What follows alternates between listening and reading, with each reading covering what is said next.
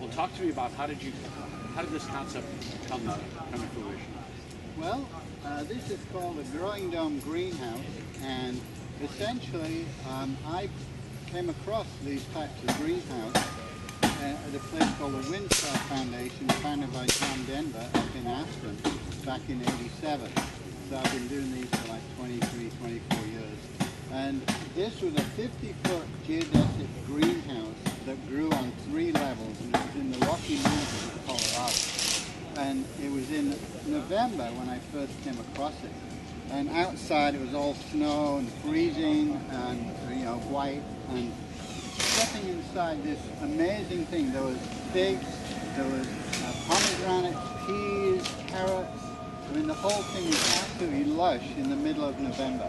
And it was like going from Alaska to Florida in one step. And so I was just totally on fire with how incredible these were, because there was no heater. It wasn't any heater at all. It was just the combination of the systems of the growing domes that made it grow year round. And so what happened was I was so inspired by these, the effectiveness of this structure. I thought, I got to make these available to normal people, because the one they built was $65,000. Like, nobody's going to buy one of those. So I said, well, I could build one of these for $2,000. And that's what I did. I built a 15-foot one, and it had all the features that still in the growing dome, Well, this show is all about Disney experiences, special memories.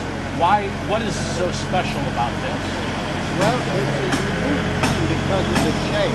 Firstly, the shape is very unique. Most greenhouses are kind of rectangular. They were developed in like the past. When you bring them over to America, it's fun, and they just don't work.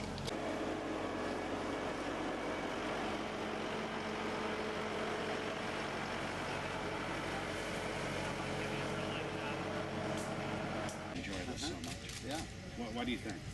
Well, essentially, it's a protected space. That's the beauty of it. I mean, the deer come and they just eat everything, and he was telling me about that. He planted some small citrus, and the deer just nibble them away. And he and his wife love to have fresh vegetables. They don't have to go to the store, and so this is a place for him to play.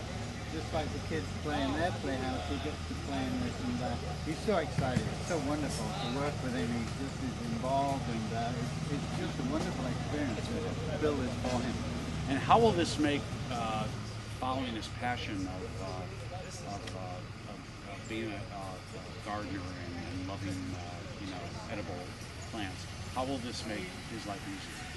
Well, the thing is, it won't be. It's a much more controlled environment. The temperatures are much more even inside the dome than they are outside, and so essentially you can grow on 3 different levels. So there's a lot of potential use of the space, and I believe he's going to do hydroponic, which is very, very interesting way to grow plants. More and more people are interested in hydroponic, so he's going to try that in the garden.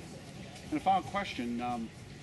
In this series we celebrate a lot of the creativity and imagination of Disney and of what they do. Do you see any ties between this and the spirit of Disney?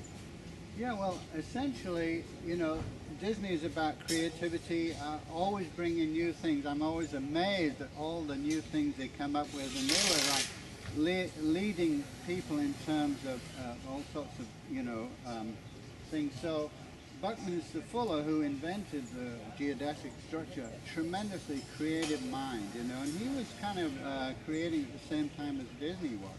And so on some level they were sort of colleagues or compatriots, all that wonderful creative energy. So I think there is a tie-in for sure. And how do you feel looking at this thing sitting in the Well, it's quite magical. We came here yesterday, just a blank piece of ground and all these pieces of wood, and then by the end of the day, there it is, this amazing structure, and it goes together really fast. We had a great crew, and very, very happy with the progress, and today we'll have it wrapped up. So.